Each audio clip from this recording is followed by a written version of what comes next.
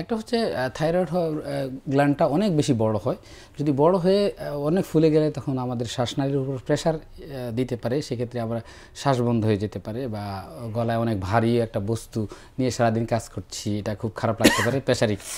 আরেকটা হচ্ছে কসমেটিক, দেখতে একটু ব্যাড লুকিং হতে পারে, বিশেষ করে ফিমেলদের ক্ষেত্রে, মহিলাদের ক্ষেত্রে এই জিনিসটা হয় যে, বা অনেকে হচ্ছে অনেকে এটা দেখে ভয় পেতে পারে, এটা একটা সমস্যা। আরেকটা হচ্ছে যে হরমোন কমে বা বেড়ে যেই জটিলতাগুলো হয়, সেই জটিলতাগুলো এখানে হতে পারে।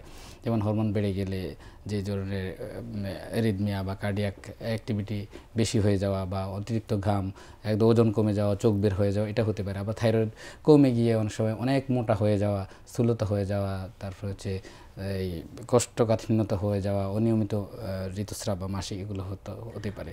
এই তার মানে হচ্ছে যে এটাকে আসলে গুরুত্ব দিতে হবে, গুরুত্ব অবশ্যই দিতে হবে এবং সংশ্লিষ্ট চিকিৎসকের কাছে যেতে হবে, পরামর্শ নিয়ে, যদি সেটা ওষুধ দিয়ে স্বাভাবিক করা সম্ভব তাহলে ওষুধ চালিয়ে যাবে, অপারেশন দরকার হলে অপারেশন করবেন, কিন্তু সেটাকে মানে অবহেলায় বা সেটাকে গুরুত্বহীনভাবে ফেলে রাখাটা বা সেটাতে গুরুত্ব না দেওয়াটা আত্মঘাতী একটা সিদ্ধান্ত হতে পারে সময়ের আবর্তে। আত্মঘাতী।